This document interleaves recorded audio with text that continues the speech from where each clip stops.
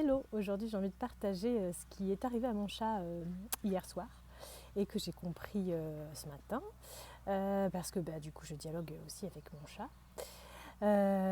qui est vraiment très chou au passage.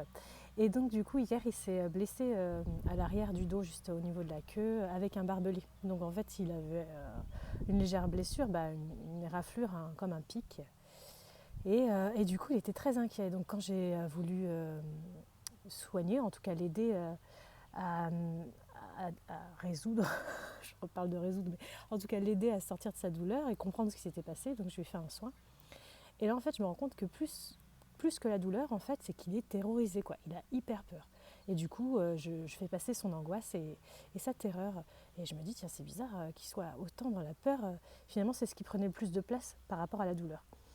Et donc, du coup, je me connecte à lui. Je dis, mais qu'est-ce qui te fait peur? Et en fait, pour lui, il se sentait attaqué sans cesse par derrière et que du coup, quand il se retournait, parce qu'il a bien senti que ça lui a fait mal, mais quand il se retourne, il voit personne, il voit pas le prédateur en fait.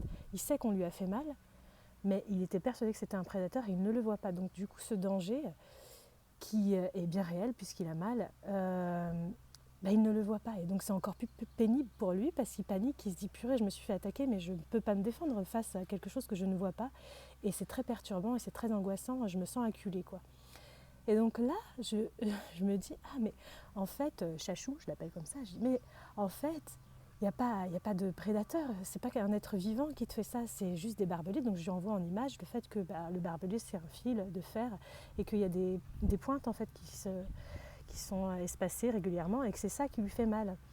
Et donc du coup, en lui montrant ça, il est rassuré. Et je me dis, mais combien de fois en fait finalement, dans cet instinct de survie ou de panique, on imagine tout de suite qu'il y a quelqu'un de vivant, extérieur à nous, qui nous veut du mal et qu'il y a un prédateur qui nous veut du mal, alors qu'en fait, c'est pas le cas.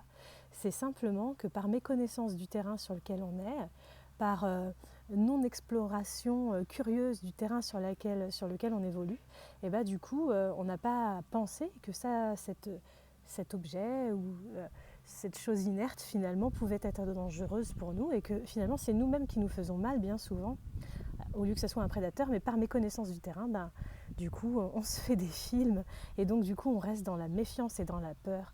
Donc voilà simplement ce truc là pour me dire qu'en fait soyons curieux d'explorer le terrain et de comprendre comment le terrain est fait, y compris dans l'invisible, plutôt que de rester dans la méfiance et dans la peur et de croire que le monde est peuplé de prédateurs qui est prêt à nous bondir dessus quand en plus on a le dos tourné. Donc voilà ce que mon chat m'a appris ce matin et depuis hier sur la leçon de la vie, quoi. Soyons des explorateurs, nous sommes des explorateurs innés. Donc voilà, utilisons cette curiosité que nous avons tous pour avancer prudemment, mais avec cette envie de découvrir, plutôt que d'être dans la méfiance et dans la peur sans cesse. Voilà, je vous embrasse.